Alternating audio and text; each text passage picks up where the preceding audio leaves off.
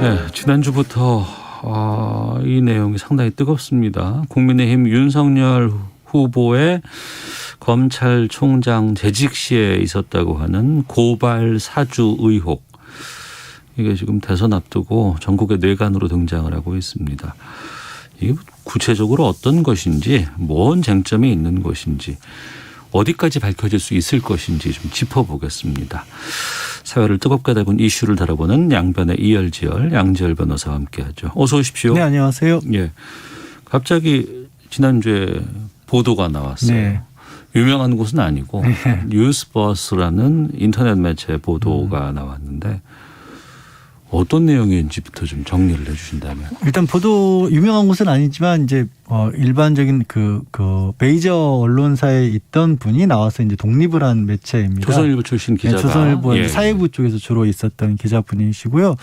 내용은 뭐냐면 지난 2일 날 보도가 된 게 지난해 총선을 앞둔 지난해 4월 3일 정도에 그 보도의 의혹은 윤석열 당시 총장과 가까운 인물이 어떻게 보면 윤 전 총장이라든가 당시 검찰에 대해서 굉장히 불편한 내용들을 많이 얘기를 하는 사람들, 언론이라든가 범여권의 유력 정치인들을 그리고 이제 기자들, PD들까지 포함해서 한 11명 정도를 네.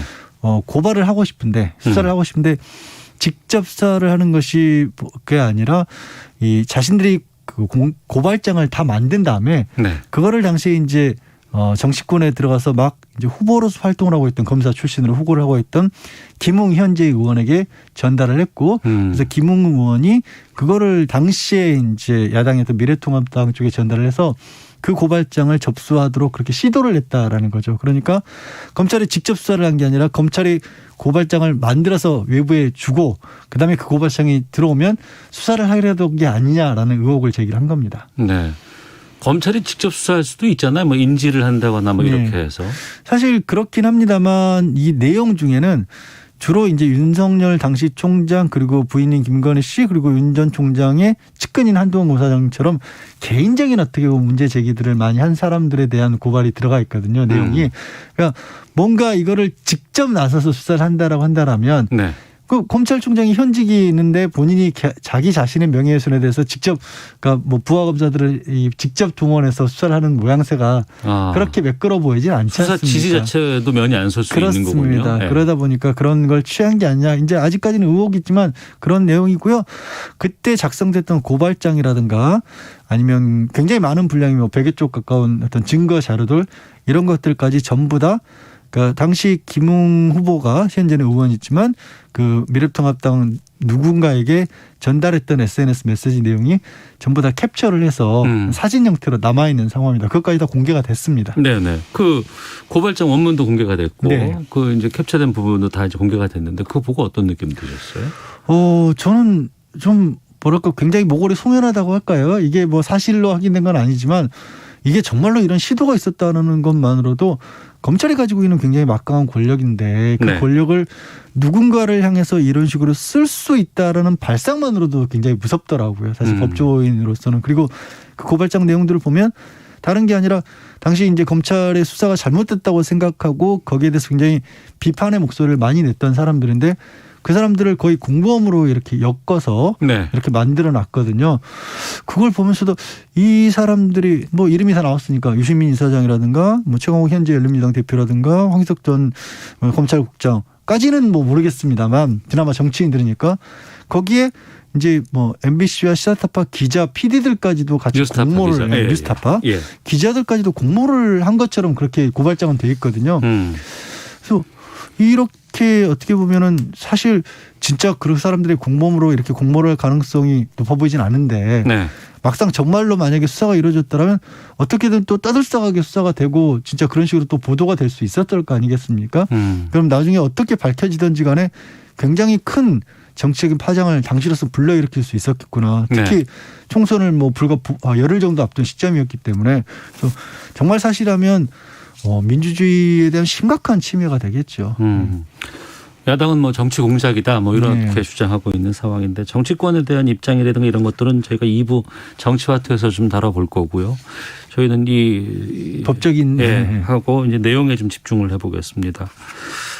관련 사건이 있는데 네. 제보자 X 네. 이런 뭐 판결문 같은 것들이 담겨 있더라. 예. 나왔다. 예. 근데 내용을 보니까 이게 보통 판결문이 언론에서 나온다거나 돌아다닐 때는 실명 같은 건 다 지워져 있고 네. 꺼멓게 칠해져 있고 하는데 이번 건 그게 아니고 다 나와 있는 게 막 다 다니는데 예. 이게 어떤 의미인 거예요?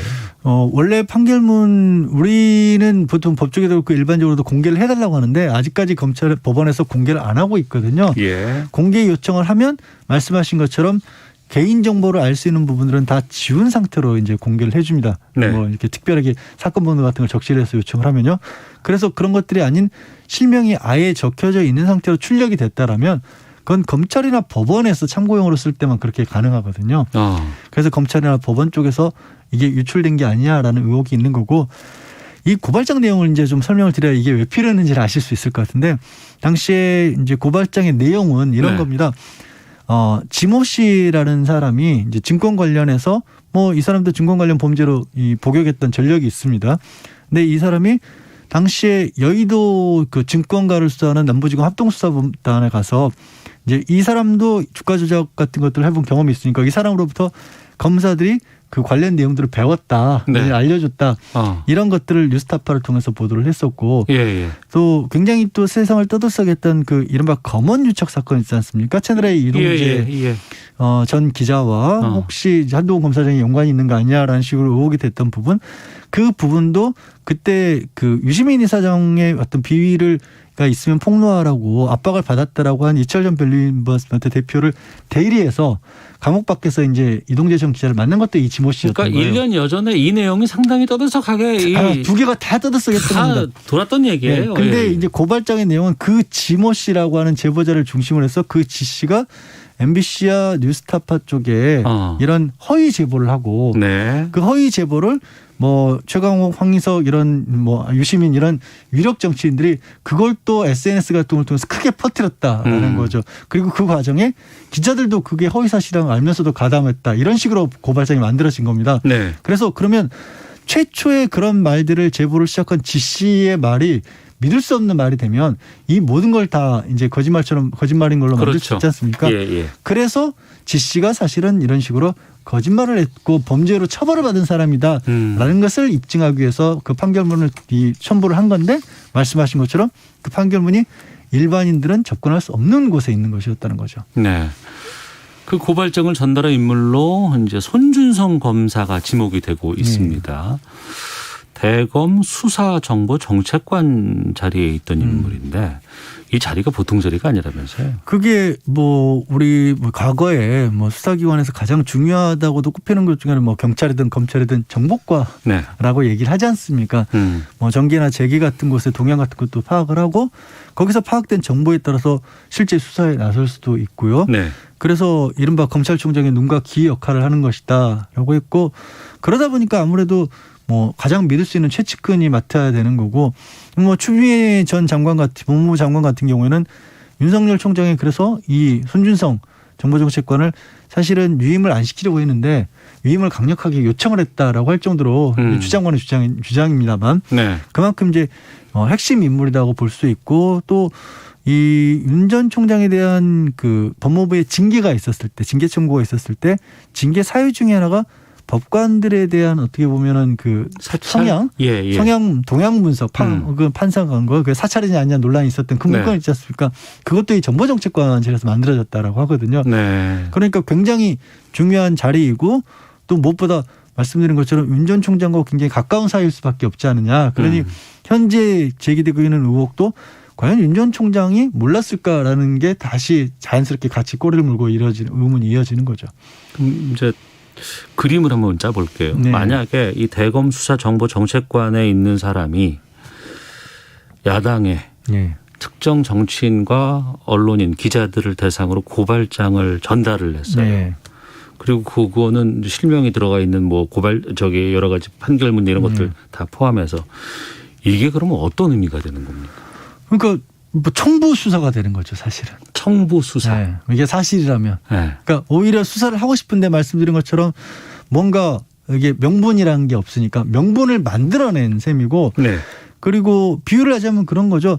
이 시험을 쳐야 되는 사람과 시험 문제를 내는 사람이 똑같은 거죠. 그러니까 그 문제를 낸 다음에 그 문제에 대한 답은 이쪽이 다 갖고 있는 셈이니까 어떻게 보면 형식적인 어떤 절차만 거치게 될 경우에는 실제 수사와 재판으로까지 이어질 수 있는 구조를 짰던 게 아니냐라고 할 수밖에 없는 그런 상황이 되는 거죠. 아직까지는 의혹 단계인 거죠. 의혹 단계인 거죠. 예, 지금은. 의혹 예. 단계고 여러 가지 뭐 지금 진상 조사라든가 네. 감찰 같은 것들이 이루어지고 있다고 봅니다. 다만 이제 전달했다고 지목된 사람도 대검의 중요 요직에 있는 사람이고 네. 받은 사람도 이제 검찰의 고위 간부 출신으로 정치인이 된 사람이기 때문에 네. 이게 일반적인 그냥 시중에 그냥 떠돌아다니는 얘기와는 조금 이 질이 다른 그런 상황인 거죠. 의혹을 충분히 확인하거나 가질만한 또 그런 거죠. 가질 만한 예. 증거들은 좀 나오고 있는 네, 상황이기 확인이 때문에. 필요한 상황입니다. 그럼 진상 조사를 통해서 뭘 확보해야 되고 뭘 알아봐야 되는 거예요? 일단은 김웅 지금 의원 같은 경우에는 본인이 뭔가를 전달한 거는 인정을 사실상 했습니다. 그리고 네.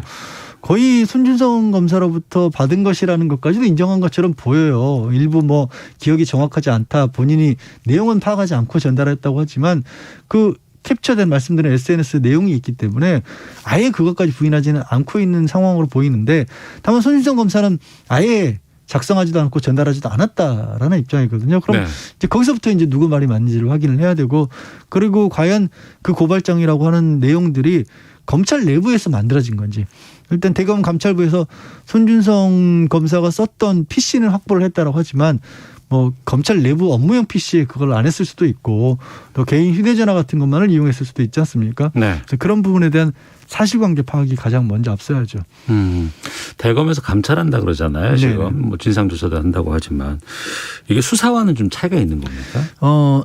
지금은 사실관계 파악 수준입니다. 하지만 대검 감찰부는 강제 수사권이 있거든요. 예. 그래서 만약에 정말로 감찰을 해야겠다, 정식 감찰이 필요하다라고 생각한다면 수사를 할 수가 있게 되는 거죠.